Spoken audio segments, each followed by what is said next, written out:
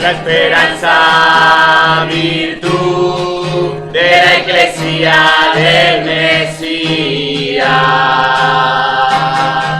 La esperanza, virtud de la Iglesia del Mesías. La esperanza, virtud de la Iglesia del Mesías. La esperanza, virtud de la Iglesia del Mesías. Feliz y bendecida noche de victoria, preciosos Reyes Santos.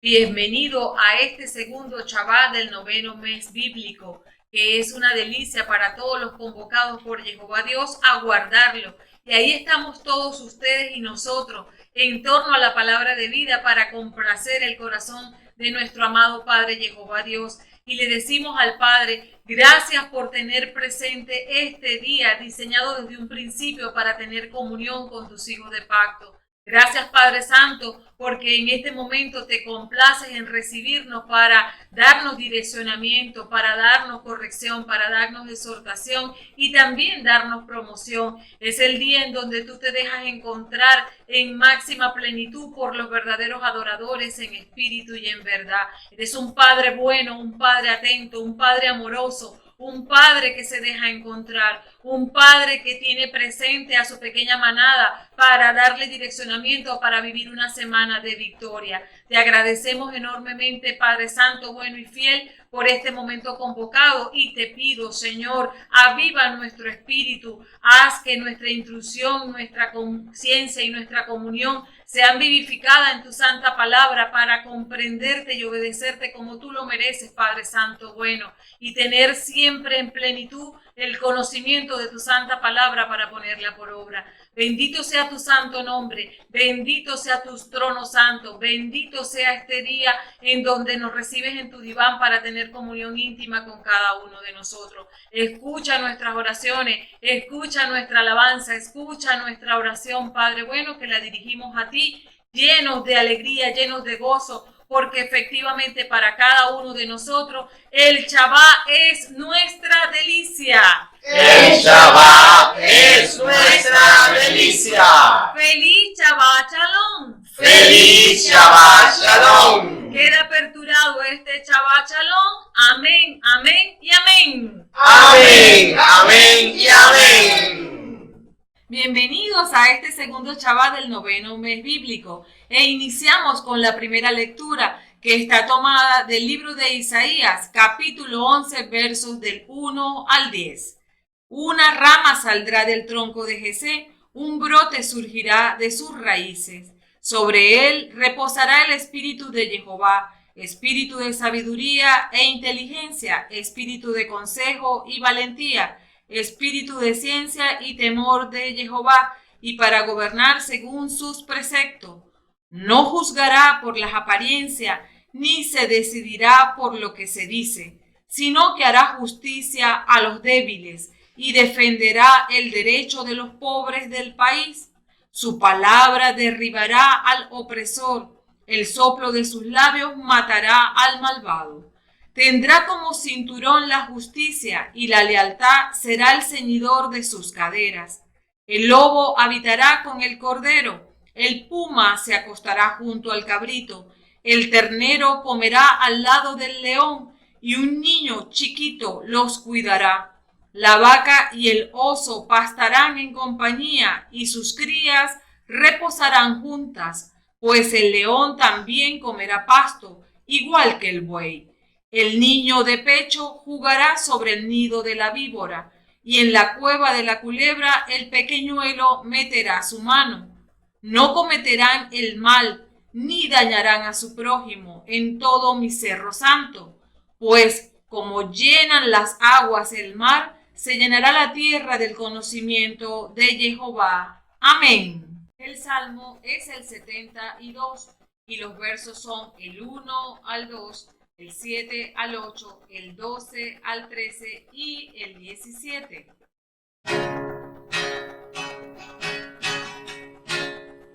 Que en su día florezca la justicia y la paz abunde eternamente.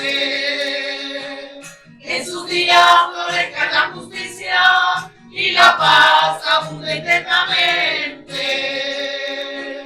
Que en su día florezca la justicia y la paz abunde eternamente. Oh Dios, comunica al rey tu juicio y tu justicia a ese hijo del rey, para que juzgue a tu pueblo con justicia y a tus pobres en los juicios que reclaman. Que en su día florezca la justicia y la paz abunde eternamente. Que en su día florezca la justicia y la paz abunde eternamente. Florecerá en sus días la justicia y una gran paz hasta el fin de las lunas, pues domina del uno al otro mar, del río hasta el confín de las tierras. Que en sus días florezca la justicia y la paz abunde eternamente. Que en sus días florezca la justicia y la paz abunde eternamente. Pues librará al mendigo que a él clama, al pequeño que de nadie tiene apoyo. Él se apiada del débil y del pobre. Él salvará la vida de los pobres.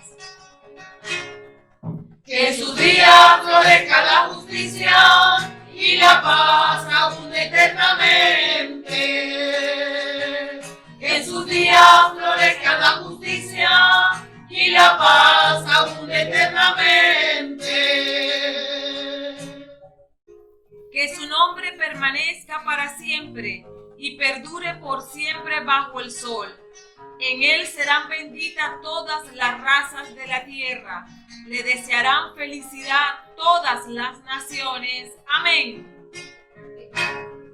Que en sus días florezca la justicia y la paz abunde eternamente. Que en sus días florezca la justicia y la paz abunde eternamente. Que en sus días florezca la justicia y la paz abunde eternamente. Que en sus días florezca la justicia y la paz abunde eternamente.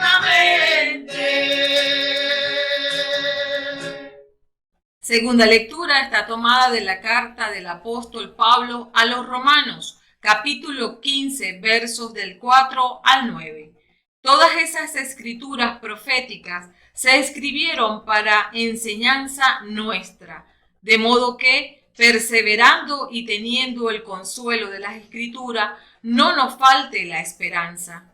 Que Dios, de quien procede toda perseverancia y consuelo, les conceda también a todos vivir en buen acuerdo, según el Espíritu de Cristo Jesús. Entonces ustedes, con un mismo corazón y una sola voz, alabarán a Dios, Padre de nuestro Señor Jesucristo. Acójanse unos a otros como Cristo los acogió para gloria de Dios. Entiéndanme, Cristo se puso al servicio del pueblo judío para cumplir las promesas hechas a sus padres, porque Dios es fiel. Y los otros pueblos, esos darán gracia a Dios por su misericordia. Lo dice la Escritura: por eso te bendeciré entre las naciones y alabaré tu nombre. Amén. El Evangelio está tomado de Mateo, capítulo 3, verso del 1 al 12. Por aquel tiempo se presentó Juan Bautista y empezó a predicar en el desierto de Judea. Este era su mensaje: renuncien a su mal camino, porque el reino de los cielos está cerca. Es a Juan a quien se refería el profeta Isaías cuando decía: una voz grita en el desierto, preparen un camino al Señor, hagan sus senderos rectos. Además de la piel que le ceñía la cintura, Juan no tenía más que un manto hecho de pelo de camello. Su comida eran langosta y miel silvestre. Venían a verlo de Jerusalén, de toda la Judea y de la región del Jordán. Y además de confesar sus pecados, se hacían bautizar por Juan en el río Jordán. Juan vio que un grupo de fariseos y de saduceos habían venido donde él bautizaba y les dijo: raza de víboras, ¿cómo van a pensar que escaparán del castigo que se les viene encima? Muestren los frutos de una sincera conversión, pues de nada les sirve decir: Abraham es nuestro padre. Yo les aseguro que Dios es capaz de sacar hijos de Abraham aún de estas piedras. El hacha ya está puesta a la raíz de los árboles, y todo árbol que no da fruto será cortado y arrojado al fuego. Yo los bautizo en el agua, y es el camino a la conversión. Pero después de mí viene uno con mucho más poder que yo ni siquiera merezco llevarle la sandalia. Él los bautizará en el Espíritu Santo y el fuego. Ya tiene la pala en sus manos para separar el trigo de la paja. Guardará el trigo en sus bodegas, mientras que la paja la quemará en el fuego que no se apaga. Amén. La ley espiritual está contenida en Mateo 3, verso 3b. Una voz grita en el desierto: preparen un camino al Señor, hagan su sendero recto. Y los versos de complemento tenemos en Isaías 11, el verso 10. Aquel día la raíz de Jesé se levantará como una bandera para las naciones. Los pueblos irán en su busca y su casa se hará famosa. En Romanos 15, el verso es el 4. Todas esas escrituras proféticas se escribieron para enseñanza nuestra, de modo que, perseverando y teniendo el consuelo de las escrituras, no nos falte la esperanza. El Salmo 72, el verso es el 17. Que su nombre permanezca para siempre y perdure por siempre bajo el sol. En él serán benditas todas las razas de la tierra, le desearán felicidad todas las naciones. Cuando leemos la ley y complementos sin referencia de citas bíblicas, dice así: una voz grita en el desierto, preparen un camino al Señor, hagan sus senderos rectos. Aquel día la raíz de Jesé se levantará como una bandera para las naciones. Los pueblos irán en su busca y su casa será famosa. Todas esas escrituras proféticas se escribieron para enseñanza nuestra, de modo que, perseverando y teniendo el consuelo de las escrituras, no nos falte la esperanza. Que su nombre permanezca para siempre y perdure por siempre bajo el sol. En él serán benditas todas las razas de la tierra, le desearán felicidad todas las naciones. El título de esta hermenéutica es La esperanza, virtud de la Eclesía del Mesías. Amén. Introducción. La Biblia, sin lugar a duda, está cargada de promesa, donde se nos advierte lo que podemos esperar como resultado de nuestra obediencia o desobediencia. Inicialmente, el hombre recibió un mandamiento con promesa en Génesis 2, versos 16 y 17, y Jehová Dios le dio al hombre un mandamiento. Le dijo: puedes comer todo lo que quieras de los árboles del jardín, pero no comerás del árbol de la ciencia del bien y del mal. El día que comas de él, ten la seguridad de que morirás. En el diccionario Strong hebreo apartado 562, el término promesa se pronuncia en el original como omer y significa palabra, cosa, dicho, promesa y discurso. Se emplea abundantemente en las escrituras sagradas para darnos a entender que todo lo que dictamina Jehová como justo juez son sentencias que se cumplen en el ámbito físico. El mismo término palabra se define como producción de cosas materiales. Cabe destacar que el término esperanza descrito en el original griego se reseña en el diccionario Strong en el apartado 1680, donde se enseña que se pronuncia elpis bajo la derivación primitiva conocida como elpo, que significa esperar con anhelo, por lo general con placer. Se define como una expectación concreta o certeza inequívoca de la ocurrencia de lo anunciado. Es decir, existe una confianza plena de que lo prometido que se espera ocurrirá inevitablemente.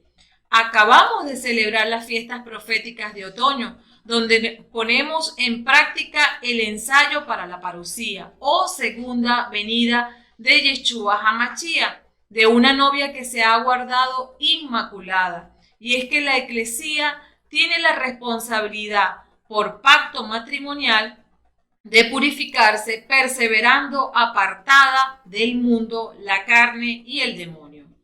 Las trompetas anuncian la llegada del novio y tras 10 días de purificación, los ángeles del Señor apartan definitivamente lo santificado de lo profano.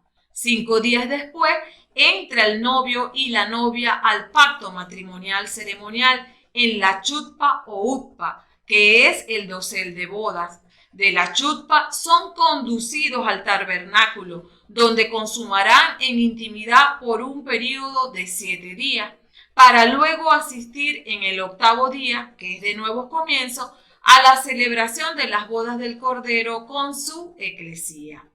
Todo esto sucederá pronto, y la certeza para esperar el cumplimiento de esta promesa radica en que toda la palabra de Jehová ha sido comprobada a través de los siglos.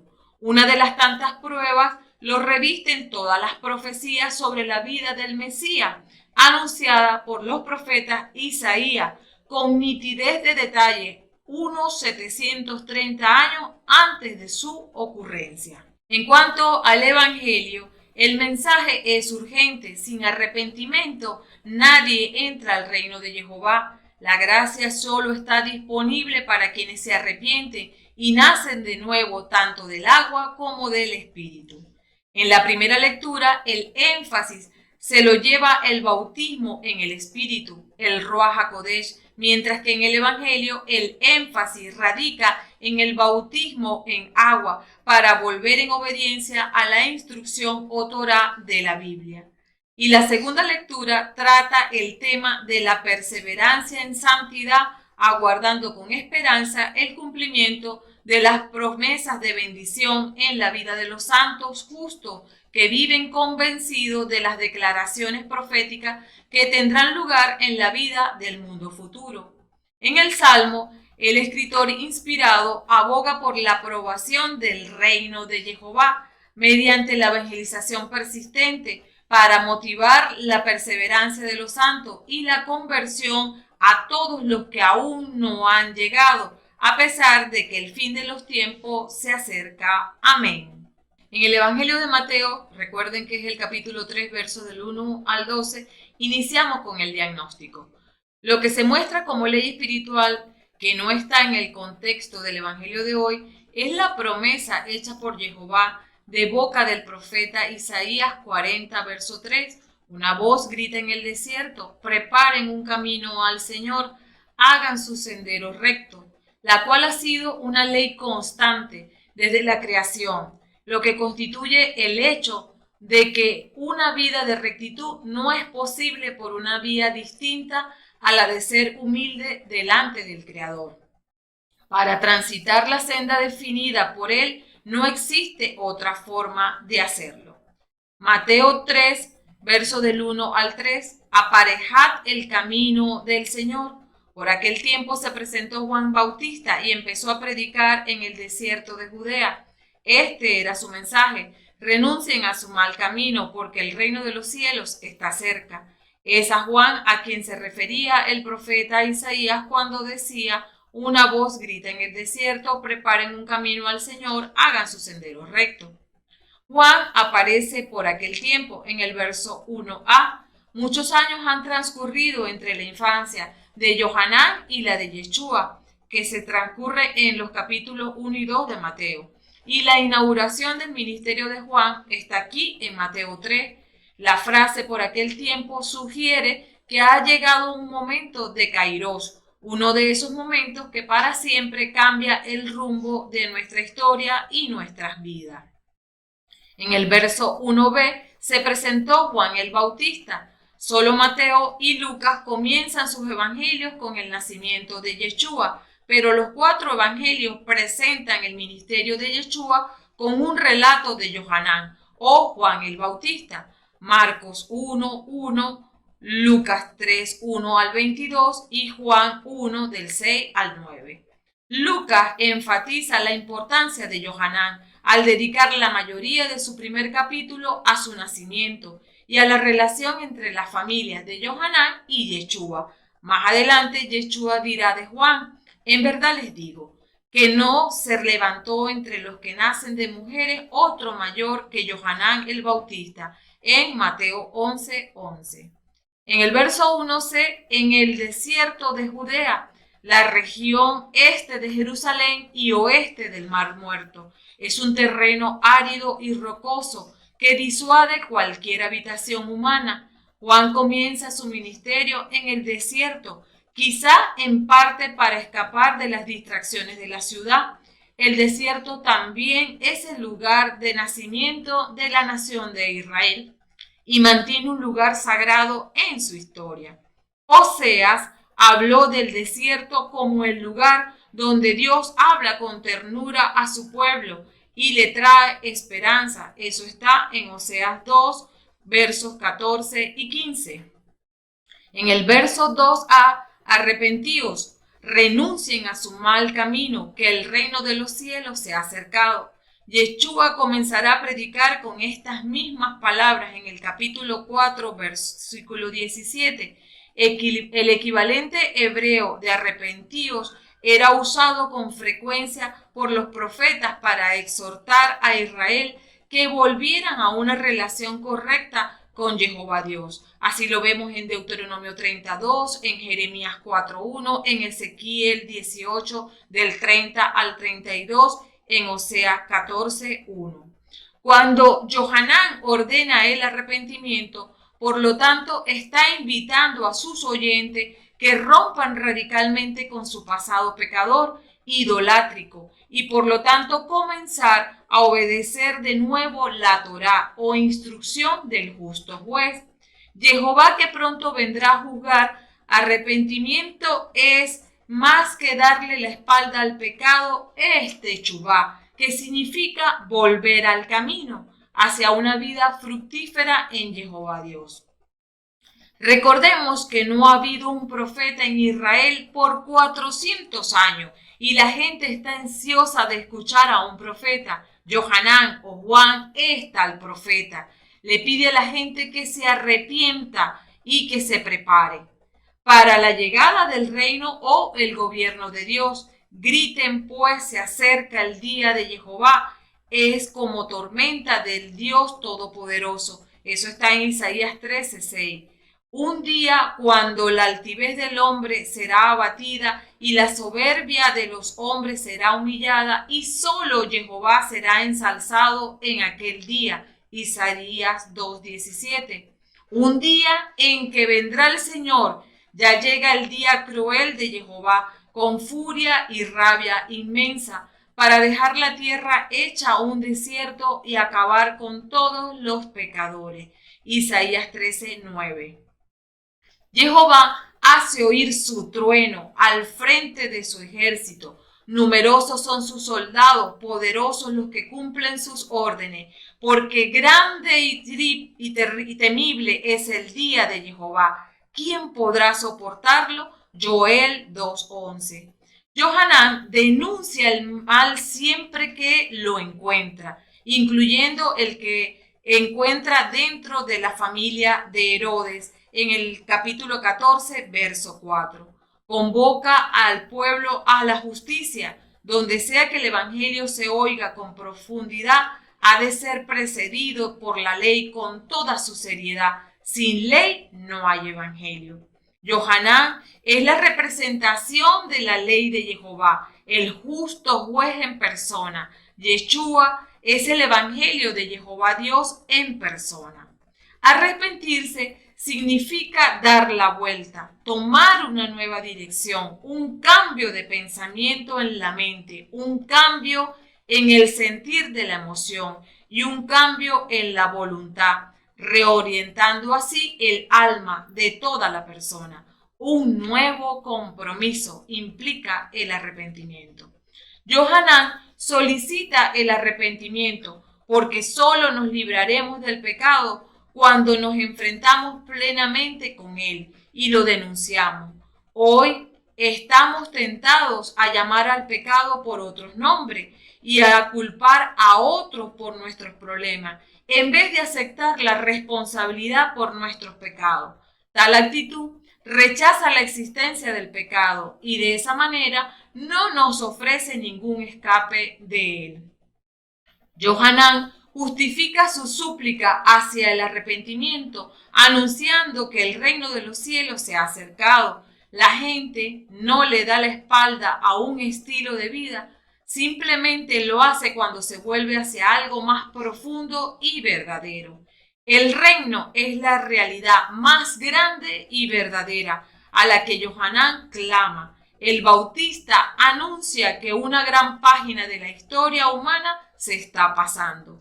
El día se acerca cuando la tierra se llenará de la sabiduría de Dios, el juicio y la eliminación de todo aparato y estructura que inflija daño humano, destrucción y angustia.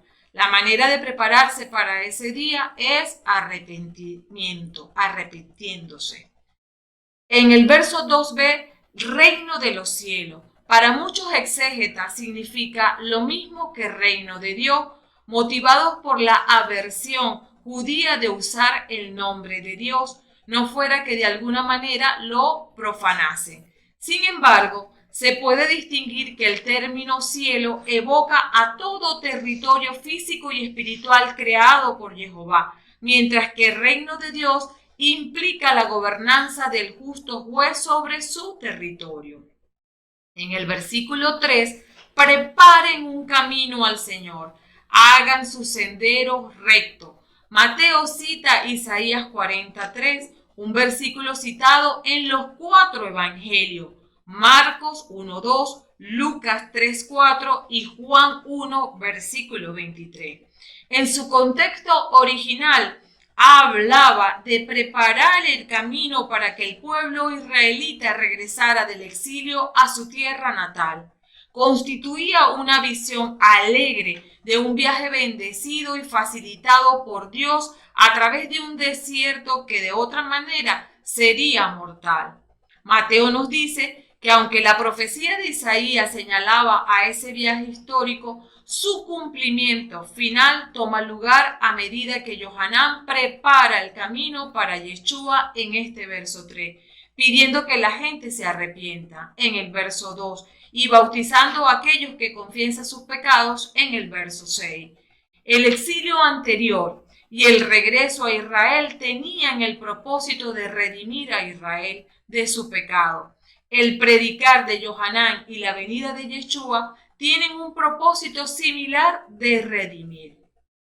En un contexto espiritual se refiere a sacar toda la contaminación de Egipto, de los cananeos, de los persas, de los griegos, de los asirios, de los babilonios, echarlos fuera a todos del alma como tabernáculo. Solo se debe evitar por Jehová. Un alma contaminada no está en capacidad para amar a Dios por sobre todas las cosas. Prepararse para el Señor es una obra perpetua. El arrepentimiento no solo ocurre una vez, sino que debe ocurrir a diario. Ni el mundo ni nuestras vidas son adecuados para la presencia de Jehová Dios. nos confrontamos con una obra de un tamaño infinito para hacerlos adecuados. Una obra que sería imposible de realizar a no ser por el favor y la gracia de Jehová ejecutado por el Ruach HaKodesh. Nuestra preparación no estará completa hasta el día en que Yeshua regrese de nuevo, cuando Él la completará. Mateo 3, versículos de 4 al 6. Y eran bautizados de Él. Además de la piel que le ceñía la cintura, Juan no tenía más que un manto hecho de pelo de camello. Versículo 4a. Elías llevaba pelo de camello y un cinto de cuero, de acuerdo a Segunda de Reyes, capítulo 1, verso 8. Los judíos esperaban que Elías regresara antes de la venida del Mesías, de Malaquías 4, 5. Y la vestidura de Johanán le identificaba como el que cumple esa profecía. Más adelante, Yeshua hará más explícitas estas conexiones, diciendo: Juan es aquel Elías que había de venir, en el capítulo 11, versículo 14. Y luego en el capítulo 17, versos 12 y 13, cuando nos dice: pero créanme, ya vino Elías, y no lo reconocieron, sino que lo trataron como se les antojó. Y así también harán sufrir al Hijo del Hombre. Mateo explica: entonces los discípulos comprendieron que Jesús se refería a Juan el Bautista. En el versículo 4b, su comida es langosta y miel silvestre. Y es que Levítico 11, versículo 22, establece que langostas, grillos y saltamontes son comidas ritualmente limpias. En un desierto, gente pobre debe vivir de la tierra y langostas son una de las pocas comidas que están disponibles. La vestidura y dieta de Johanán indica que él se ha adaptado a la vida del desierto. Su estilo de vida modesto también sirve como modelo sostenible que podemos adoptar como testigo contra el materialismo y el egoísmo que nos mantiene a nosotros y el mundo esclavizado. En el versículo 5, venían a verlo de Jerusalén, de toda la Judea y de la región del Jordán. La gente se amontonaba para escuchar a Johanán, igual que harán más tarde para escuchar a Yeshua en el capítulo 4:25. Tienen sed de la palabra, pues tenían 400 años sin ser proclamada por un profeta. En el versículo 6, y además de confesar sus pecados, eran bautizados por Juan en el Jordán. Johanán les bautizaba con un bautizo único. Antes de Johanán, el bautizo servía de rito de iniciación para los prosélitos gentiles que deseaban ser parte de la fe judía. También se practicaba como lavado entre los judíos del Qurán, pero como un lavado frecuente en vez de un rito solo. El bautizo de Johanán parece ser un rito de una vez y se asocia con la gente que confiesa sus pecados. Un bautizo de una vez implica la muerte del modo de vida antiguo y el renacer de una nueva manera de vivir. Romanos 6:3. Esto era cierto en el bautizo prosélito, en el que gentiles eran iniciados como la gente escogida de Dios. Lo mordaz de la práctica de Johanán es que la aplicaba a los judíos. Y es que los judíos ya son miembros de una élite elegida o de una gente elegida. ¿Por qué necesitarían ser bautizados? Para soltar las leyes de hombre y volver a la práctica de la exigencia pura de la Torá.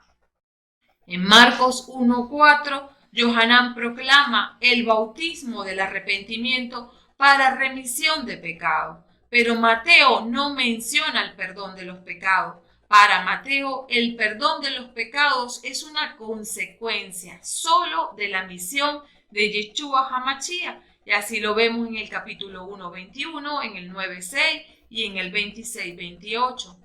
Está claro que el bautizo de Johanán se hacía sumergiendo a la persona en las aguas del Jordán. Lo más probable era que se limitaba a adultos. El término bautizar evoca imágenes de ser sumergido en el agua y quizás hasta ahogarse. El bautizo cristiano difiere del bautizo de Johanán en su forma trinómica y en el don del Espíritu Santo, Hechos 2:38, aunque cabe destacar que el bautismo como tal debe hacerse solo en el nombre de Yeshua HaMashiach. Se trata de un cambio de estado y uno no se casa con 3 personas a la vez. Mateo 3, versos del 7 al 10. El hacha está puesta a la raíz de los árboles. En el verso 7a, vio que un grupo de fariseos y de saduceos habían venido donde él bautizaba. Nos sorprende que fariseos y saduceos vengan a bautizarse. Piensan de sí mismos como justos. Entonces, ¿por qué vendrían por el bautismo de Johanán? Por ser líderes religiosos, quieren establecer una conexión con el poderoso ministerio de este nuevo profeta. Quizás ellos también ven su autenticidad o quizás solo se están uniendo a un popular movimiento religioso.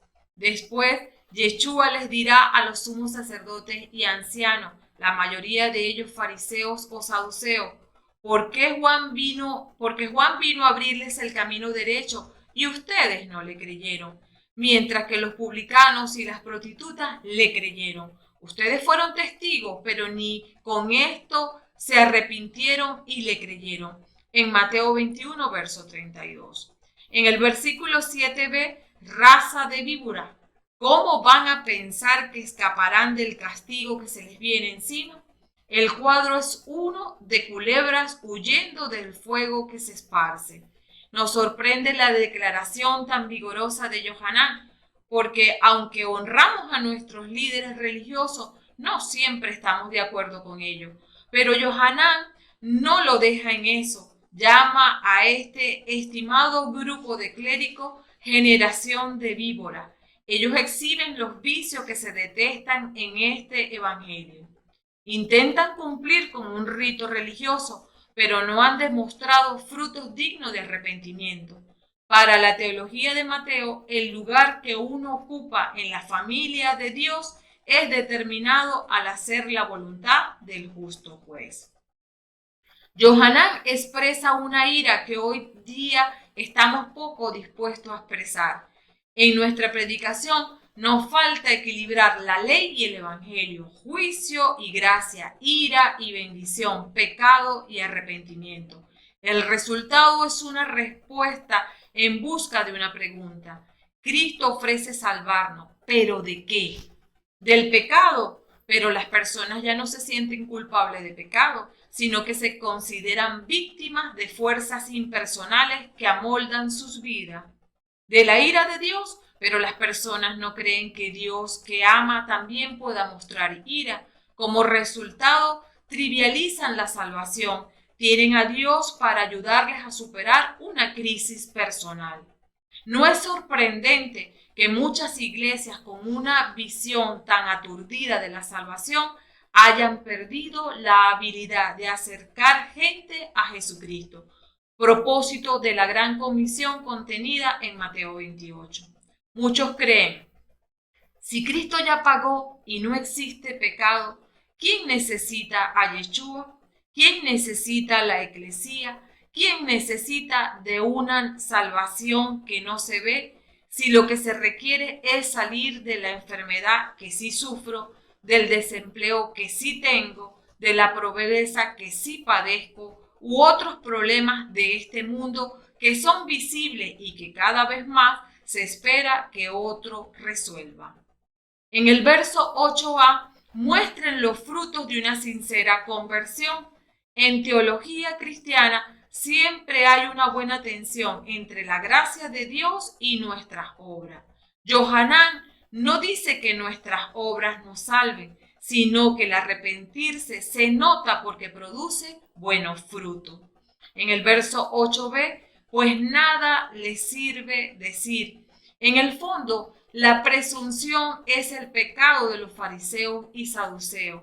Se encuentran entre el pueblo elegido de Dios, la élite religiosa, en la cima de la pirámide religiosa, postura que les da la seguridad de que ya están salvos. En el verso 8c, Abraham tenemos por padre. Johanán les avisa que su conexión con Abraham no les salvará. Les advierte que dejen de confiar en su patrimonio judío porque deben arrepentirse realmente, no simplemente confiar en los méritos de Abraham. En el versículo 9, Dios es capaz de sacar hijos de Abraham aún de estas piedras. El lenguaje arameo, la palabra para piedras e hijos se parecen. El Dios que hace humano de polvo de la tierra puede crear hijos e hijas de Abraham de las piedras que abundan en el desierto. Dios ha demostrado su poder al crear a Isaac de un hombre y una mujer ya pasados de edad para tener hijos, en Génesis 18, versículos del 1 al 15, mientras que Mateo no menciona a los gentiles en este versículo. Les abre la puerta por medio de un evangelio que les menciona favorablemente en el capítulo 8, versos del 5 al 13, en el capítulo 15, versículos del 21 al 28, en el capítulo 27, versículo 54. Y es a través de una comisión para que vayan pues y hagan que todos los pueblos sean mis discípulos, dada en Mateo 28, 19a. En cuanto al versículo 10, ya también el hacha está puesta a la raíz de los árboles. El cuadro es uno de un hacha que el labrador ha sacado de la caseta para cortar árboles improductivos. No podemos imaginar la tristeza con la que el labrador cumple con esta tarea, después de haber plantado los árboles con gran esperanza. Podemos imaginar lo alarmado que los árboles se sentirán con un hacha recostada a sus raíces. ¿Qué le convencerá al labrador de salvarlos? Desafortunadamente el tiempo para actuar fue ayer y ya es hoy. En el versículo 10b, cortado y echado en el fuego, la imagen es de un juicio temeroso. En este evangelio, Yeshua a menudo habla de un juicio temeroso, como está en el capítulo 7, versículos 22 al 23, en el 10, versículo 15, en el capítulo 11, versículo 12, en el capítulo 12, versos del 36 al 42, en el capítulo 13, verso 30, del 40 al 43 y 49, en el capítulo 22, versículos del 11 al 13 y todo el capítulo 25. Mateo 3, versículos del 11 al 12. Los bautizará en Espíritu Santo y en fuego. En el verso 11, pero después de mí viene uno con mucho más poder que yo. No está claro si Johanán comprende que Yeshua es el que viene, porque más tarde preguntará, ¿eres tú el que ha de venir o tenemos que esperar a otro? En el capítulo 11, verso 3. En el 11a, yo ni siquiera merezco llevarle la sandalia. Juan es una figura poderosa y aún más conocida por Yeshua. Una vez que el Señor comience su ministerio, Juan no cesará su obra para unirse a Yeshua. En vez, Yeshua tendrá sus discípulos y Johanán tendrá los suyos. Aún después de la muerte de Johanán y la ascensión de Yeshua, algunos de los discípulos de Johanán no habrán recibido el bautizo cristiano, descrito en Hechos 19 del 1 al 7. Este episodio. Los escritores de los 4 evangelios tienen cuidado de distinguir a Johanán de Yeshua y de establecer a Yeshua como primero. Johanán no es digno de llevar el calzado de Yeshua, es decir, de servirle como su esclavo. En el versículo 11b, los bautizará en Espíritu Santo y en fuego. Juan cumple un bautizo de arrepentimiento, solo un comienzo. Yeshua bautizará con el Espíritu Santo y fuego. Veremos el regalo del Espíritu Santo del Ruach HaKodesh en Pentecostés, descrito en Hechos 2, verso 38. Hoy, algunos cristianos distinguen entre el bautizo del agua y el bautizo del Espíritu Santo.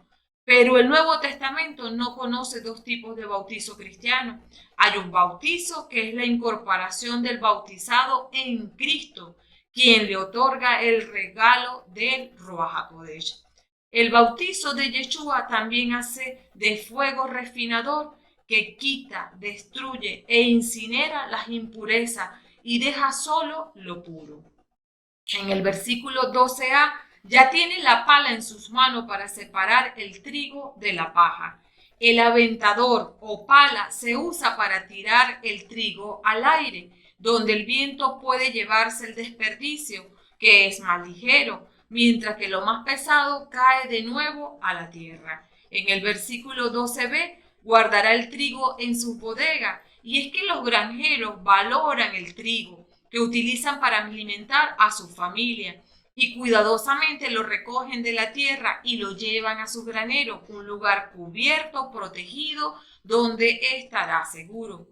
En el versículo 12c, quemará la paja en fuego que nunca se apagará. Los judíos del tiempo de Juan están divididos según los fuegos del infierno.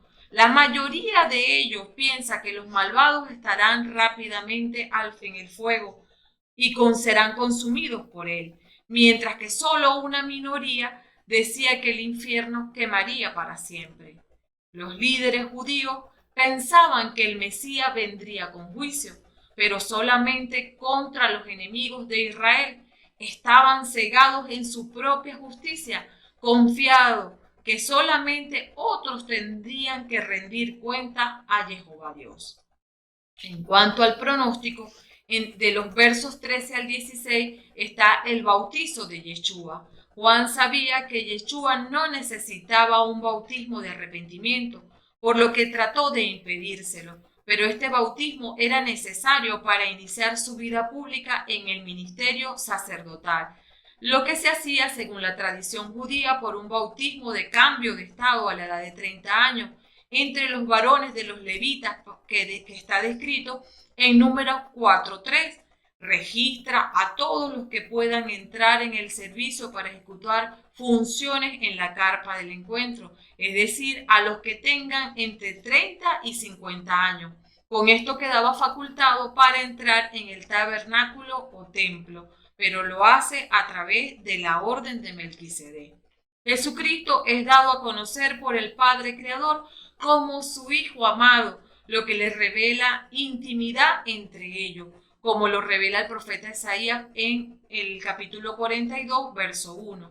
Este es mi servidor a quien yo sostengo, mi elegido en quien se complace mi alma. Yo he puesto mi espíritu sobre él para que lleve el derecho a las naciones. Mateo confirma con las señales milagrosas la voz del cielo que la profecía de Isaías se ha cumplido. En el bautismo se confirma el nombre y con el nombre se confirma el propósito. En el capítulo 4, después de que Yeshua es tentado en el desierto, inicia su ministerio público, anunciando la buena nueva con palabras y con obras. Y desde entonces Yeshua empezó a proclamar este mensaje: renuncien a su mal camino, porque el reino de los cielos está ahora cerca. Y eso está en el versículo 17. Yeshua es el Mesías esperado de Israel. Ellos no podían tener el reino de los cielos sin él, porque el reino de los cielos es el gobierno de Dios y él es su ungido representante. Este reino es el que Yeshua traerá al mundo en un día futuro. Esta era la esperanza de Israel como pueblo terrenal y es la esperanza que tenemos en su segunda venida. En cuanto al control del pronóstico, el arrepentimiento es parte fundamental del Evangelio. Lo predicó Juan el Bautista y representa el primer discurso público de Yeshua, por lo que es un mensaje vigente y urgente en el camino de salvación. El arrepentimiento no es realmente posible a menos que podamos distinguir claramente entre el bien y el mal. De lo contrario, solamente racionalizaremos y nos engañaríamos para llegar a pensar que no hemos hecho nada malo. La normalidad de nuestra sociedad, que constantemente va cambiando y aceptando lo malo como bueno, contribuye a esta falta de claridad. Por tanto, solo se puede hacer techubá, Primero, reconociendo a Yeshua como el Mesías Salvador que nos ordena volver al camino y estar preparados para su parusía. Segundo, llenándonos de la palabra de Jehová Dios, la única verdad que equipa, fortalece y adiestra para la batalla contra el pecado. Es el bautismo en agua para volver en obediencia a la instrucción o Torá de la Biblia. Y tercero, recibir al Ruach HaKodesh como ayudador para no errar al blanco.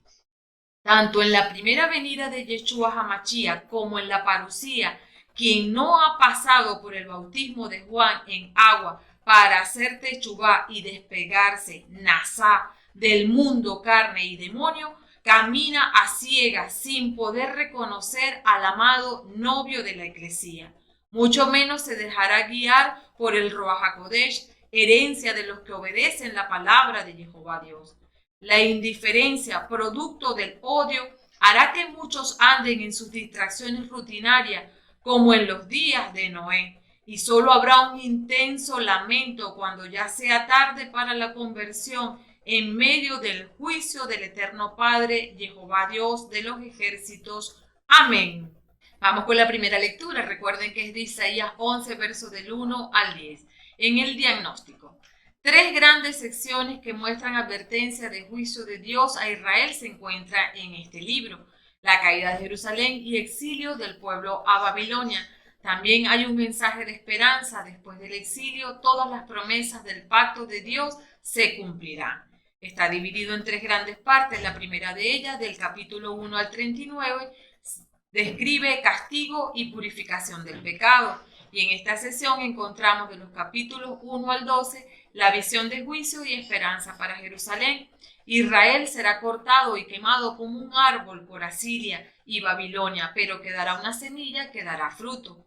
El rey venidero, el Emmanuel, Dios con nosotros, vástago del tronco de la familia de David, empoderado por el Espíritu de Dios. En esta sesión está inmersa la lectura de hoy.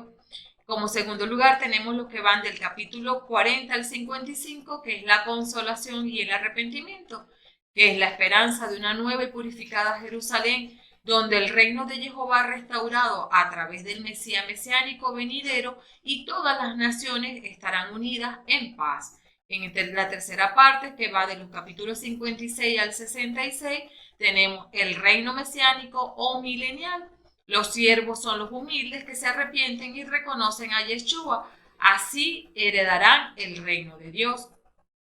En las lecturas de hoy, los versos del 1 al 9 nos hablan de la paz mesiánica. Este poema es un canto que anuncia al Mesías futuro y describe sus rasgos fundamentales. Será descendiente de David, lo describe el verso 1. Estará lleno de espíritu profético, lo describe el verso 2. Se empeñará en implantar la justicia y la paz entre los hombres, y está descrito en los versículos del 3 al 5, y con la naturaleza de los versículos 6 al 8, lo cual es un volver al estado inicial de armonía implícito en la creación, y ello exige conocimiento de Jehová Dios.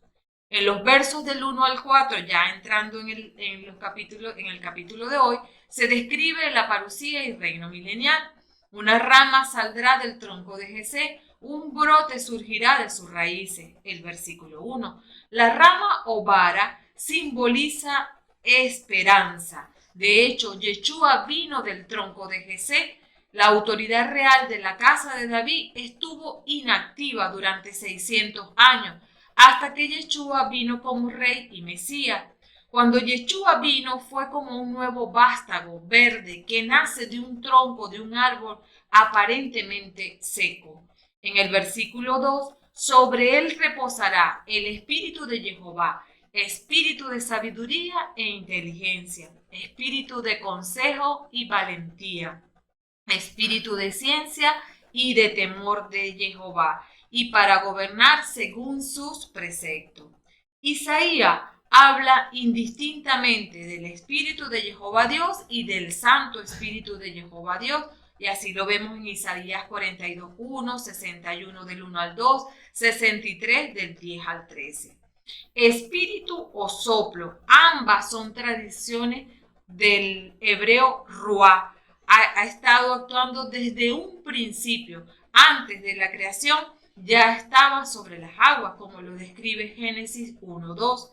Él es quien ha dado la vida a todo ser viviente. Génesis 2:7, Salmo 33:6 y Salmo 104 del 29 al 30.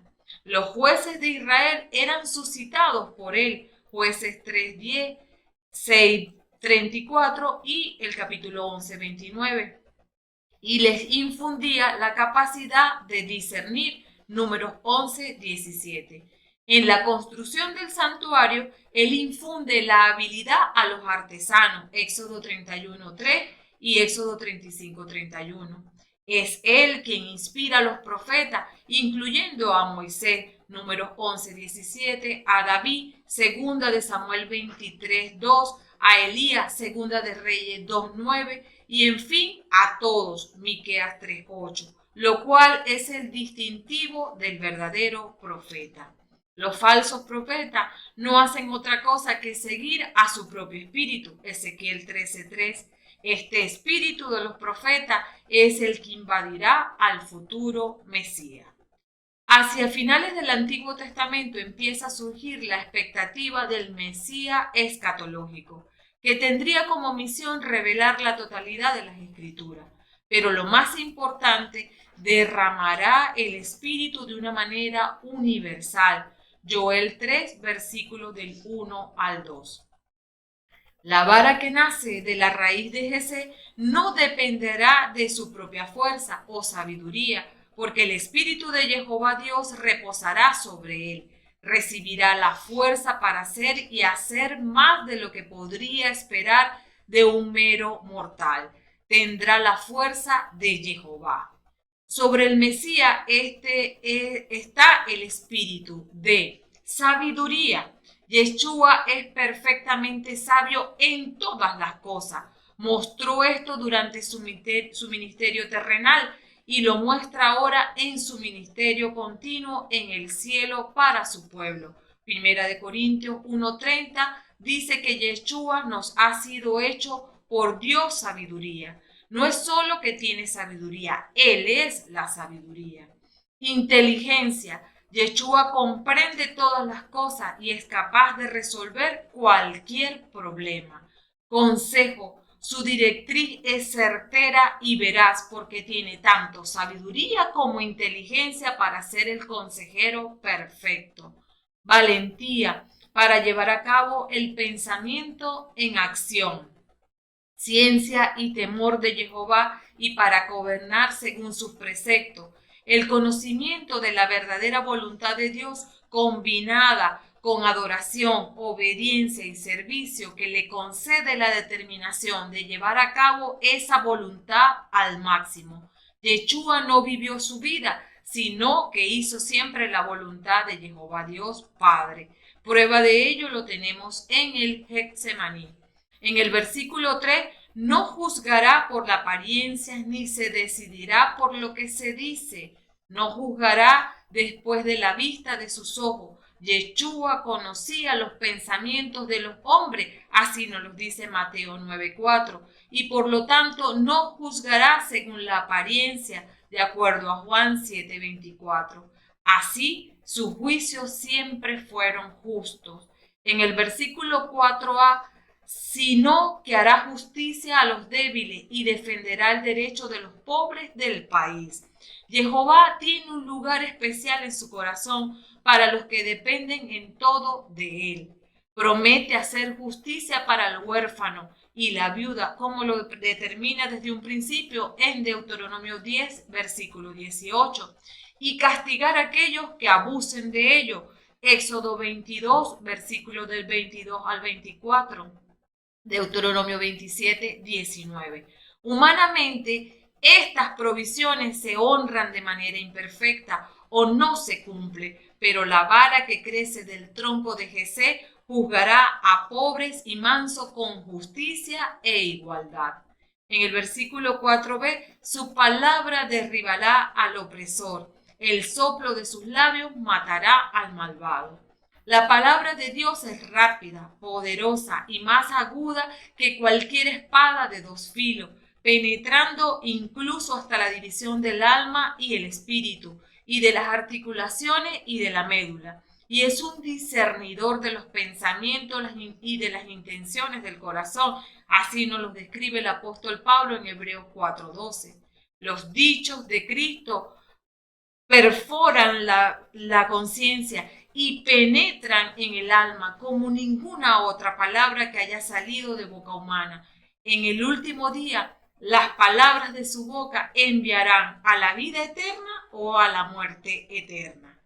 Los versos del 5 al 9 nos describen el reino definitivo. Y en el versículo 5 nos dice: tendrá como cinturón la justicia y la lealtad será el ceñidor de sus caderas. Justicia y lealtad son dos de las características principales de Jehová Dios. Un cinto parece una prenda de ropa insignificante, incluso para algunos es solo un adorno, pero un cinturón también era donde se guardaba el dinero y se colgaba la espada, siendo el dinero y espada símbolos de poder. Entonces la vara de Jesé encontrará poder para juzgar con justicia y lealtad. En el versículo 6, el lobo habitará con el cordero, el puma se acostará junto al cabrito, el ternero comerá al lado del león y un niñito chiquito los cuidará.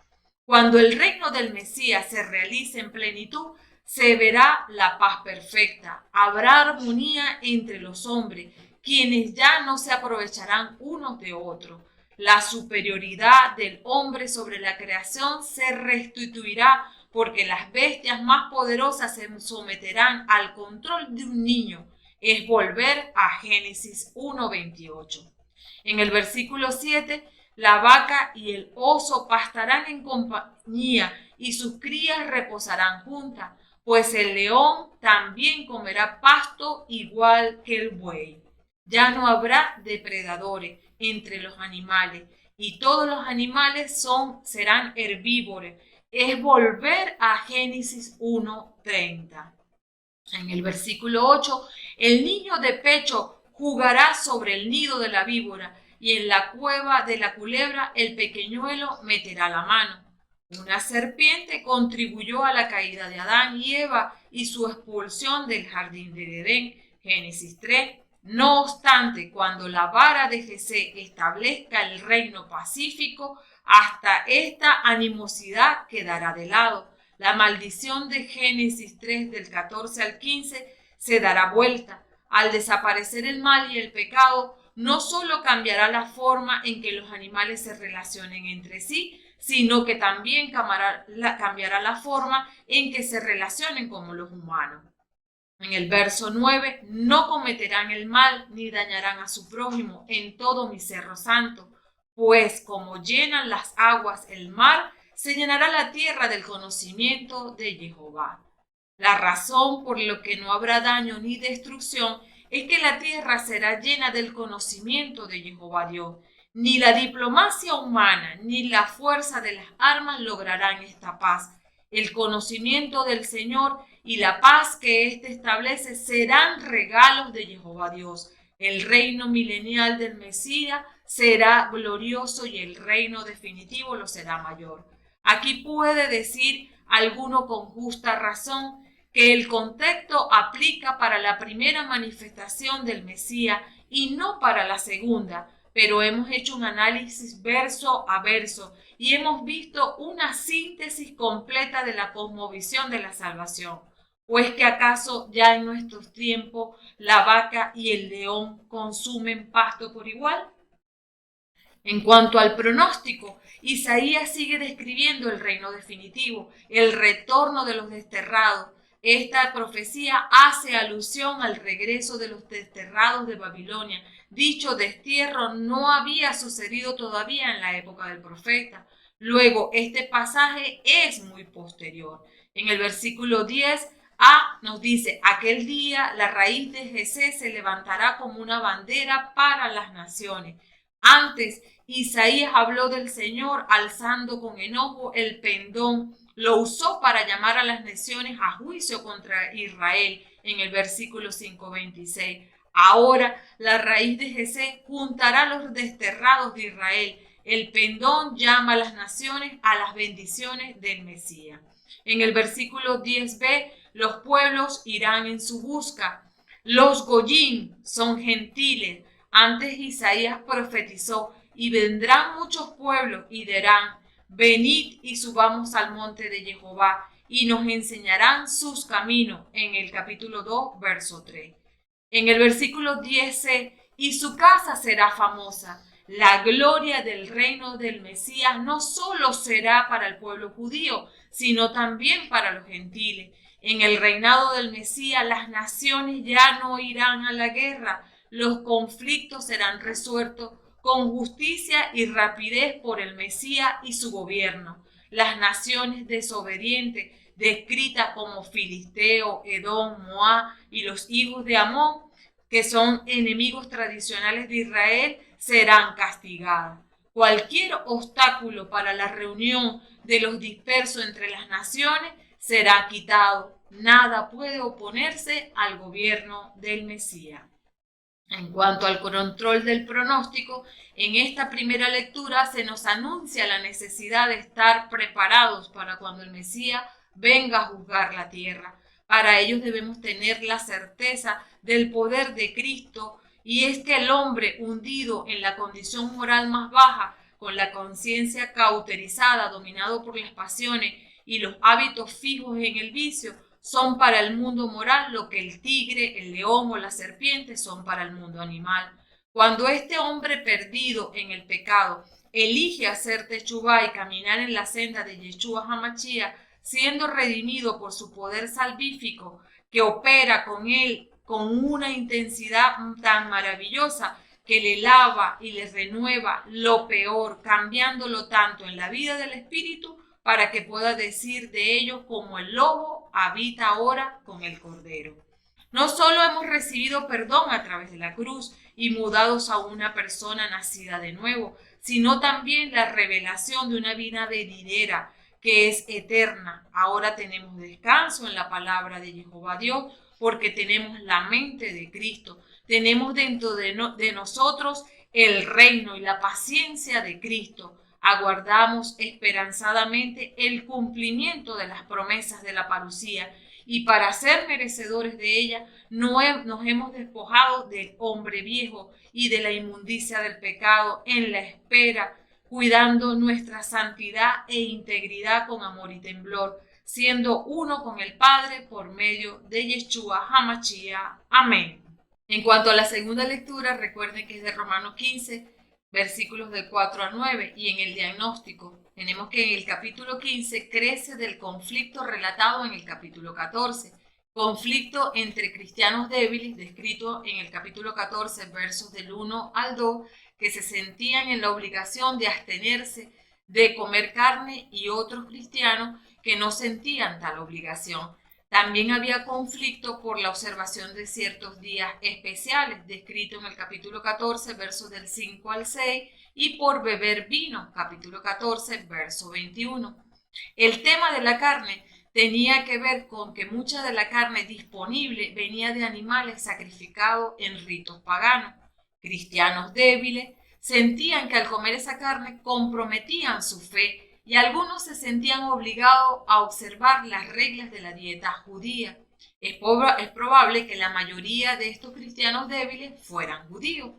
Ahora, los cristianos fuertes pensaban, ya que los ídolos no tienen sustancia, la carne sacrificada a ellos era simplemente carne sin ningún significado especial.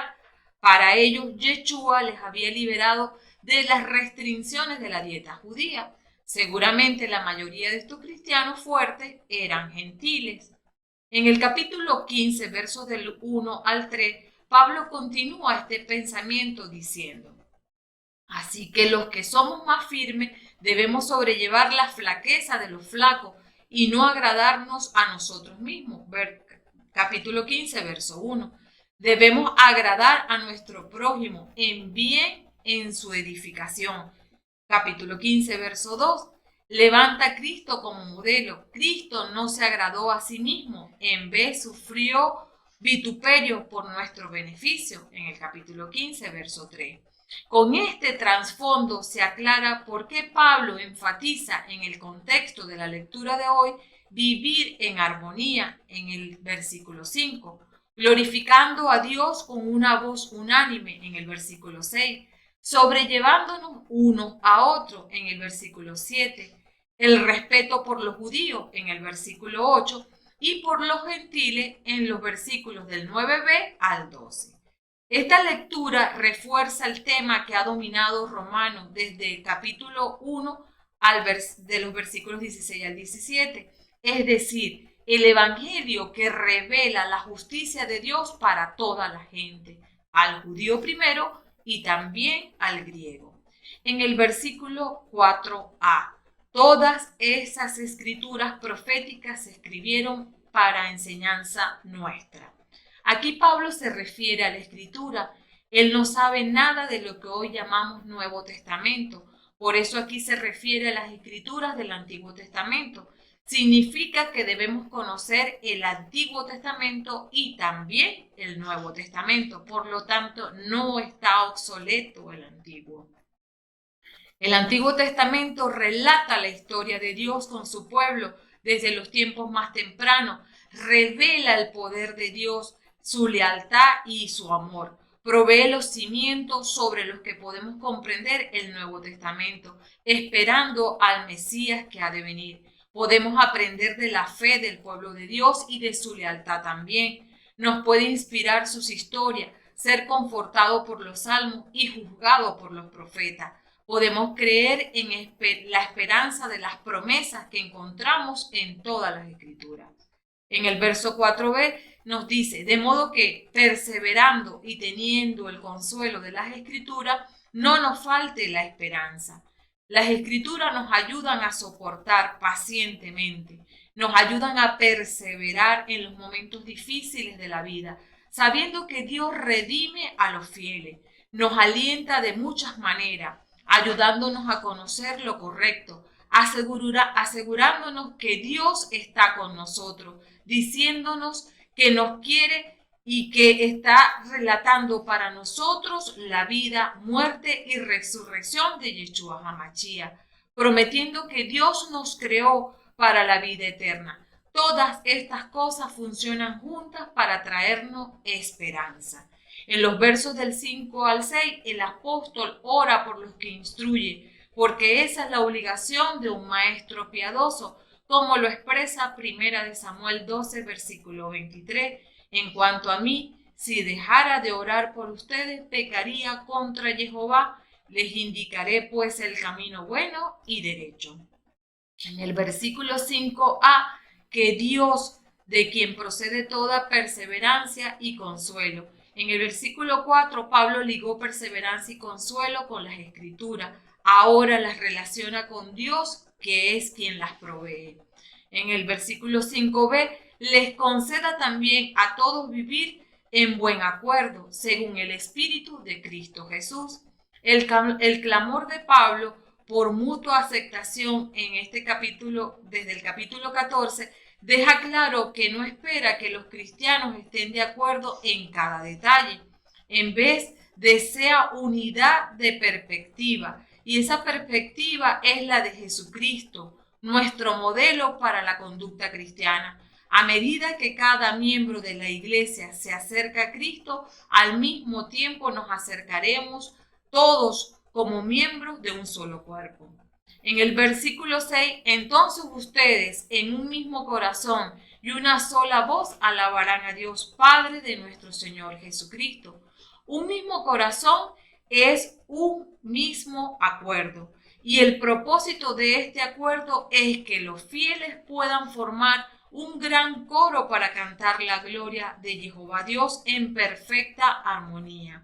Hoy necesitamos oraciones para un acuerdo. Divisiones en la iglesia sobre cosas inconsecuentes desvían tiempo y energía en su misión básica, la proclamación del Evangelio para la salvación de las almas y la glorificación de Jehová Dios.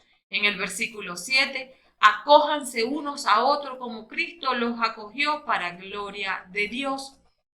Al vivir en armonía, hablar con una voz y sobrellevarse uno a otro, le damos gloria a Dios. Antes, Pablo advirtió a cristianos fuertes que recibieran a los flacos en la fe en el capítulo 14:1. Ahora clama a todos los cristianos que den bienvenida unos a otros, el fuerte y el débil, el judío y el griego, el esclavo y el libre, el hombre y la mujer. Para ello revisen Romanos 10:12, Primera de Corintios 1 del 10 al 17.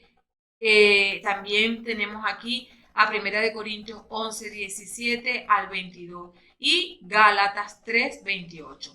Seguramente muchos de estos cristianos romanos son gentiles y hasta hace poco se encontraban afuera mirando hacia adentro, siendo no bienvenidos. Ahora Cristo ha derribado la pared intermedia de separación que les mantenía afuera, y eso está descrito en Efesios 2:14.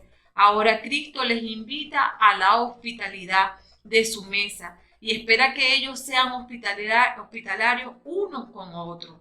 Sería un disparate que creyentes gentiles, después de ser bienvenidos por Cristo para la gloria de Jehová Dios, como lo describe el capítulo 15 que estamos leyendo, verso 7, ahora se den vuelta y se comporten con desprecio unos a otros, juzgándose por cosas tan insignificantes como costumbres dietéticas. Ahora, dice que todo esto se hace para la gloria de Dios. Nuestro propósito como cristianos es glorificar a Dios. No podemos glorificar efectivamente a Dios si luchamos entre nosotros. Al vivir en armonía, como lo dice el verso 5, hablar con una sola voz, como lo dice el verso 6, y dar la bienvenida unos a otros, como lo describe el verso 7, rendimos un testimonio efectivo, glorificamos al Dios vivo. En el versículo 8 dice, entiéndanme, Cristo se puso al servicio del pueblo judío para cumplir las promesas hechas a sus padres porque Dios es fiel. Entiéndanme para decir, escuchen que lo que les voy a decir es importante. Cristo vino a este mundo como judío y obró su ministerio en un contexto judío.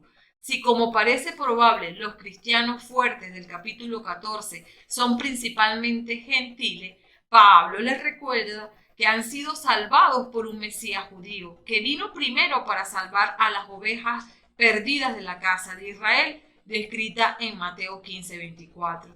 Confirmar las promesas hechas a los padres se resume en el capítulo 4 y 9 y captura de manera concisa el significado principal de la justicia de Dios, el tema central de toda esta carta. La más grande promesa de un padre es el acuerdo que Dios hizo con Abraham. Dios dijo, vete de tu tierra y de tu parentela y de la casa de tu padre a la tierra que te mostraré y haré de ti una nación grande y bendeciré y te engrandeceré tu nombre y serás bendición.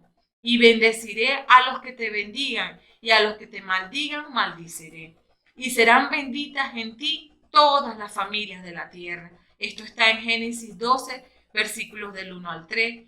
En este acuerdo, Dios prometió bendecir a Abraham, pero la última frase del pacto deja claro que Dios desde el principio también tenía en mente bendecir a todas las familias de la tierra, es decir, a todos los gentiles. En los siguientes versos, Pablo cita 4 escrituras para apoyar su contienda, que Cristo se ha convertido en sirviente de los circuncidados por el bien de ellos y de los no circuncidados también. Estas citas están ligadas por su referencia a gentiles. Alabanza o regocijo es común para los primeros 3. Y los otros pueblos, esos darán gracias a Dios por su misericordia. Lo dice la Escritura. Por eso te bendeciré entre las naciones y alabaré tu nombre, en el versículo 9 de este capítulo 15. Como se nota arriba, fue el intento de Dios salvar a los gentiles desde el principio. Era tan importante para Dios mantener la fe, extendiendo la salvación a los gentiles, como la promesa hecha a los padres. Aquí Pablo está citando el Salmo 18:50. Existe un sentido de progresión en los versículos del 9 al 12. En la primera cita, David confiesa y alaba a Dios frente a los gentiles. En la segunda cita, los gentiles son los que se regocijan. En la tercera cita, gentiles y todos los pueblos alaban a Dios. Y en la última cita, la raíz de Jesé se levanta para regir a los gentiles y para darles esperanza. En efecto completo de estos 4 versículos, se demuestra que la salvación de los gentiles ha sido parte del plan de Jehová Dios desde un principio. En cuanto al pronóstico, vámonos al verso 10. Y también alégrense naciones paganas junto con el pueblo de Dios. Este texto citado es de Deuteronomio 32:43. Concluyó el cántico de Moisés, el cual es un resumen profético de la historia de la nación de Israel hasta la venida del reino milenial. Aquí los no judíos fueron invitados a unirse a Israel en una alabanza a Dios. En el verso 11, y de nuevo, canten al Señor todos los pueblos y alábenlo todas las naciones.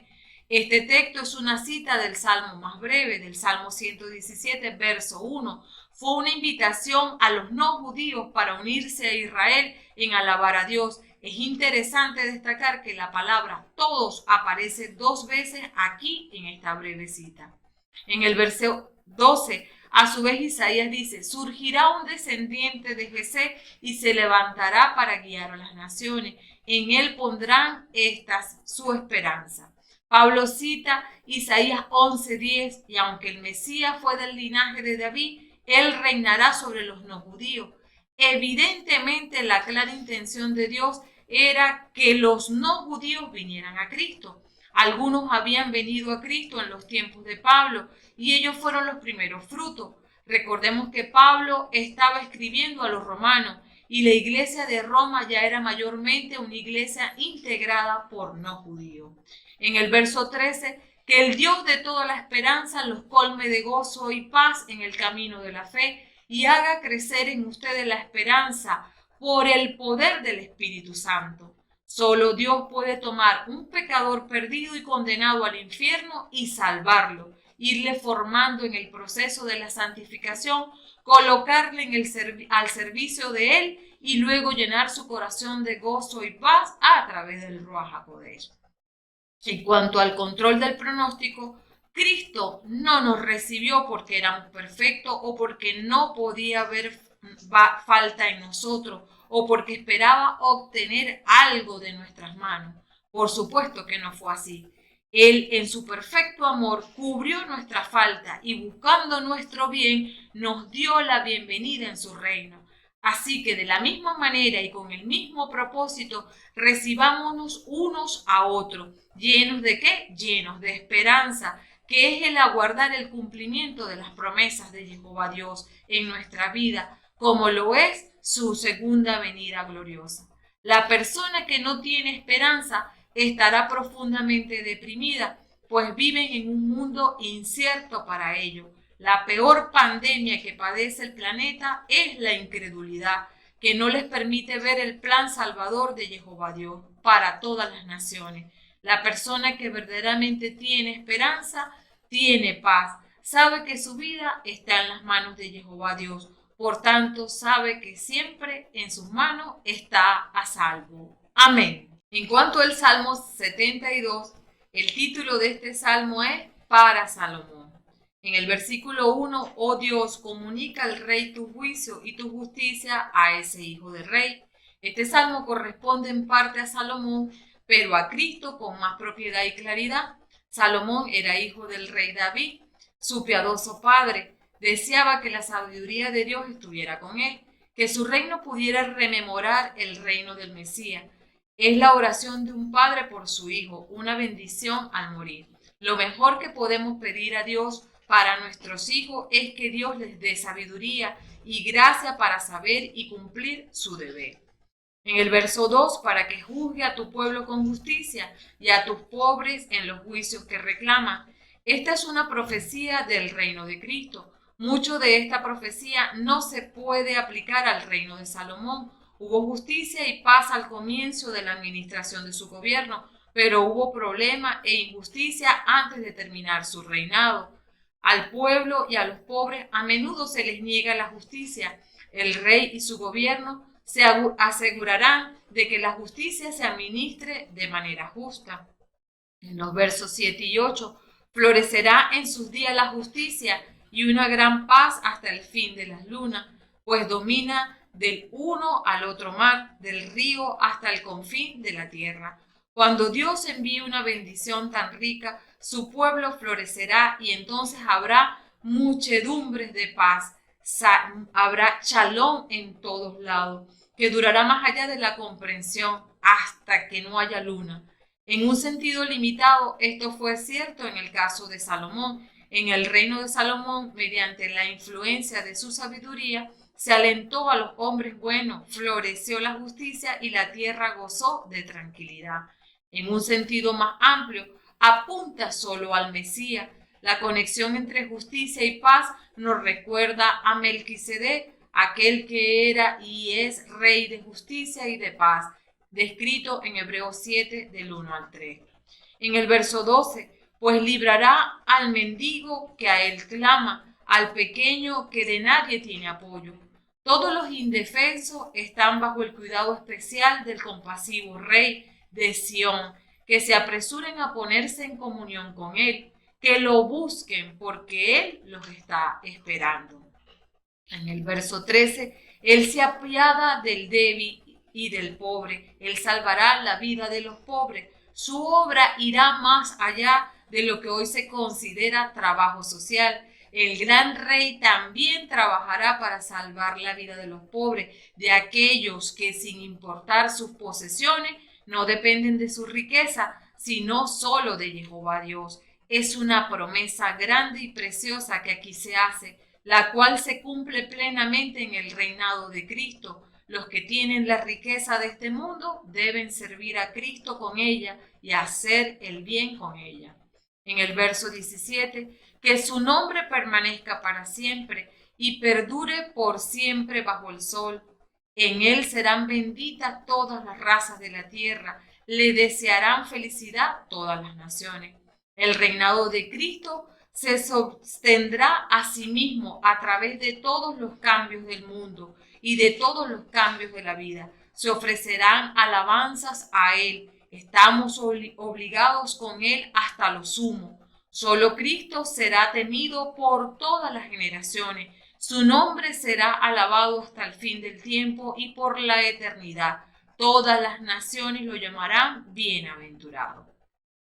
En cuanto a la conclusión, esperar en las promesas de Jehová implica un cultivar y cuidar la vida de santidad, con la mirada puesta en la consumación de la salvación en el reino milenial y luego en el reino definitivo.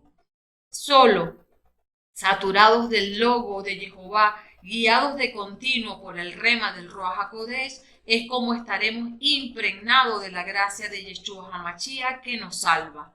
Las lecturas de hoy nos muestran la importancia de mantener la mirada en los anuncios proféticos del fin, ejerciendo una esperanza activa en santidad, aguardando el tiempo de la manifestación del amado novio prometido a la Iglesia sin mancha y sin arruga. Amén. Preciosos Reyes Santos, y ahora vamos a hacer una oración, ustedes y todos los que estamos aquí, a favor de todos los diezmadores y ofrendadores que contribuyen con el ministerio Mosqueteros de Jehová para la extensión del reino del amado Padre, para que muchas almas sean las que son salvadas.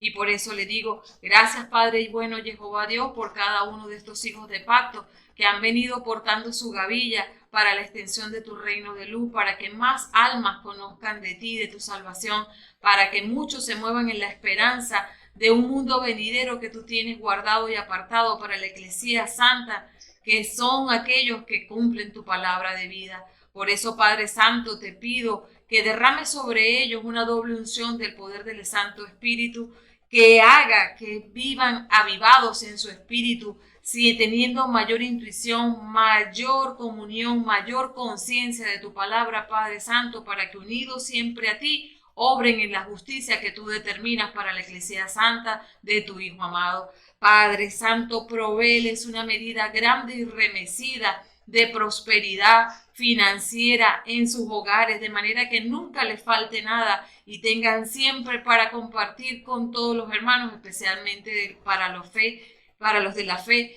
y que tengan para invertir en la extensión de tu reino de luz siempre, Padre de la gloria. Te pido además que hagas que sus relaciones personales en cada uno de sus clanes sea de bendición, que exista el cumplimiento de cada uno de sus roles, el esposo y el de la esposa, y de los hijos con los padres y de los padres con los hijos, Señor, a la manera del reino, a la manera de la cultura del reino, que día con día se aparten del mundo de la carne y el demonio con una certeza de que solo allí hay cosecha de corrupción y muerte. Tu Padre Santo, coloca en ellos el querer como el hacer, para que sigan siendo de tu pequeña manada, para que sigan siendo linaje cortado, apartado y escogido para ser verdaderos adoradores de ti, Señor. Padre Santo, bueno y fiel, dales salud de manera sobrenatural y extravagante, de manera que sean testimonio de que las llagas de Jesús obran efectivamente en sus vidas, y que hoy tomen la determinación de permanecer obedientes a ti, obedientes a tu palabra, obedientes al único Dios que existe, tú, Jehová Dios, el genuino Dios verdadero, que no está hecho a la medida de nadie, sino que has dejado tu palabra como mayor acto de misericordia para ser obedecida.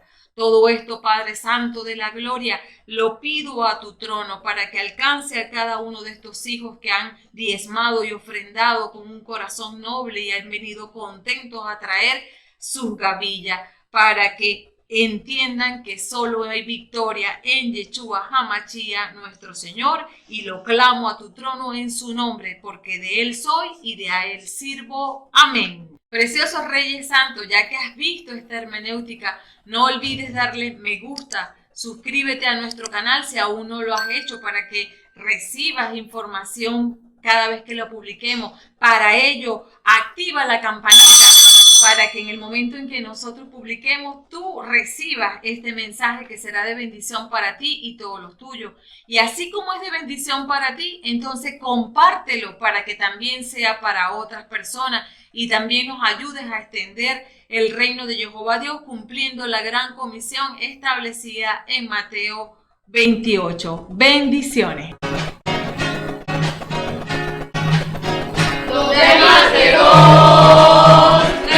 En su nombre, Él nos da su espíritu, para que aquí se desborde, donde más de dos, reunidos en su nombre, Él nos da su espíritu, para que aquí se desborde. Por eso, mi hermano, con mucho poder, al Señor Yeshua este día alabaré. Por eso, mi hermano, con mucho poder, al Señor Yeshua este día alabaré. A edificar la iglesia, a edificar la iglesia, a edificar la iglesia del Señor. Hermana, ven, ayúdame, hermana, ven, ayúdame, a edificar la iglesia del Señor. Yo soy la iglesia, tú eres la iglesia, somos la iglesia del Señor. Hermana, ven, ayúdame, hermana, ven, ayúdame, a edificar la iglesia del Señor. Si vivimos por el Espíritu Santo, si vivimos por el Espíritu Santo, dejémonos conducir por su gracia y su poder.